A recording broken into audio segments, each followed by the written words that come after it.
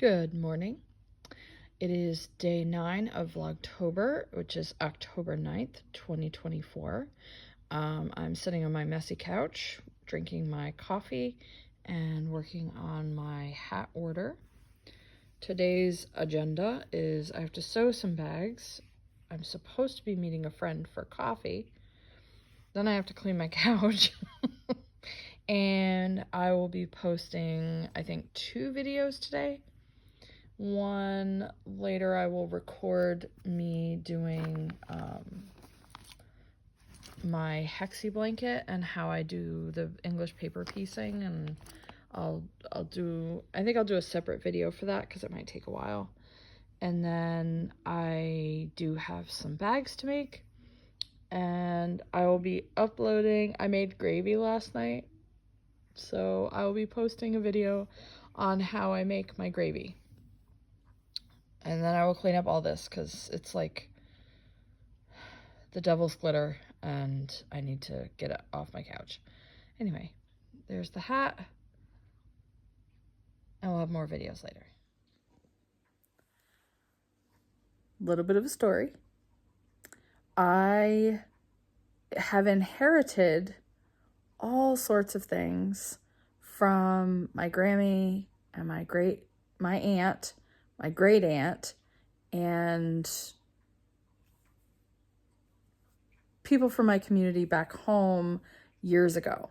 I have acquired many things. You can see I have original knitting pins, so they're metal. I think those are from Canada. You can kind of see them there. So I do use those, and I have a bunch of plastic needles that oddly I do like. I find them fascinating. But my Christmas this year, and another part of the process for making videos on YouTube, is the fact that I have inherited crochet, knitting, and sewing patterns, cross stitch, from various people over the years, and I have an entire bookshelf full of them. So why not use them and share them with y'all? Because some of them, those 70s, 60s, love it. 70s, I have questions. I have serious questions. Anyway, I did inherit a lot of 1940s and 1930s. And I think I have all the way up to 1915 as the earliest pattern I have. So I have a ton of patterns to get through. And what is the point of having them on the shelf if I can't go through them and make stuff out of them?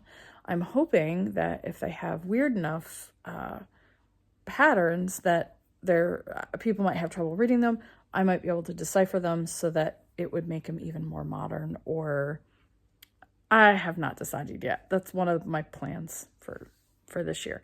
Anyway, I'm going to show you a bunch of the pattern books that I picked out for things that I want to make within the next year.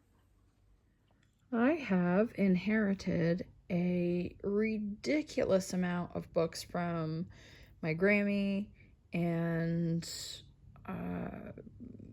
people in the community from my where I grew up.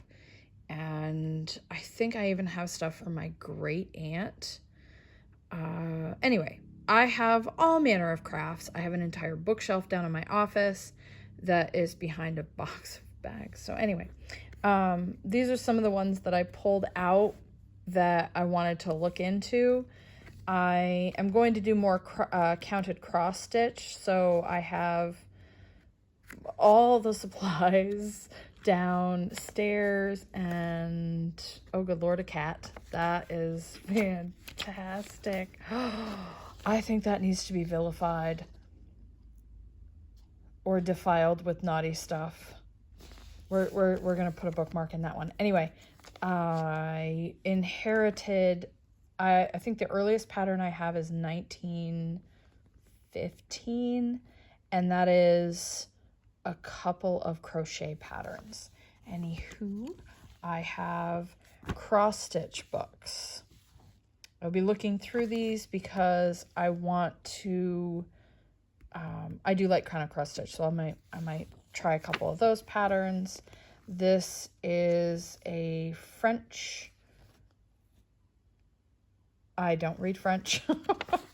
I purchased a lot off of a friend of mine. She is from France and had a lot of sewing books.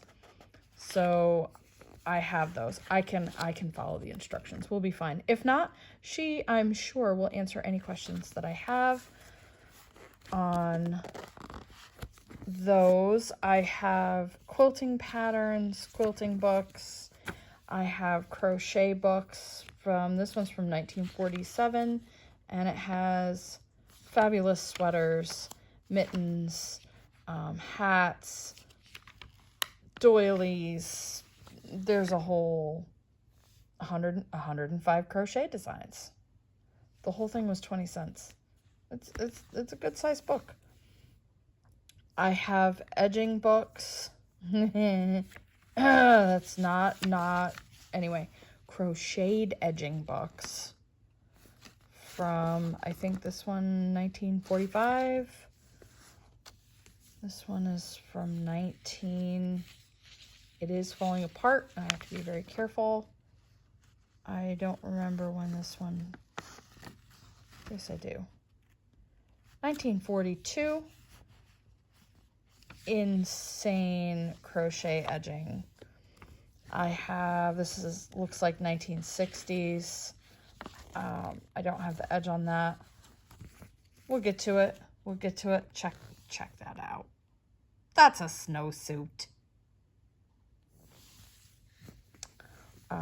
Sock books. I have a ridiculous amount of sock books. I absolutely think I need to make a pair of Argyle socks. Then, ooh, fabulous. Fabulous. Fabulous. I think Mr. Naughty needs a sweater like that. He won't wear it, but that's okay. We can make it anyway. Lots of pattern. I have books and books and books. This one is copyright. Can you read it? 1955. There are some pretty cool designs. By the way, the whole pattern, there's no, you know,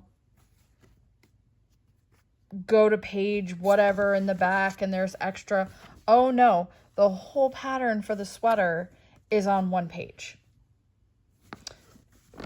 We're going to look at these some more and see what we can make. I know it feels like we're going backwards, but the hat is longer, so I did work on this. However, all of the stuff that I said that was probably going to happen in the earlier video, well, I lied. My friend had something come up, and I'm just going to postpone and meet her some other time. No big deal.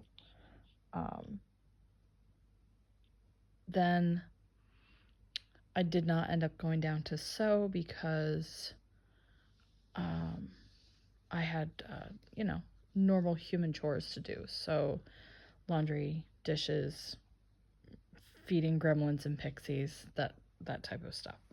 So I did work on my hat today, and I did look through all of my vintage patterns that I have up here, and kind of decided on a couple things.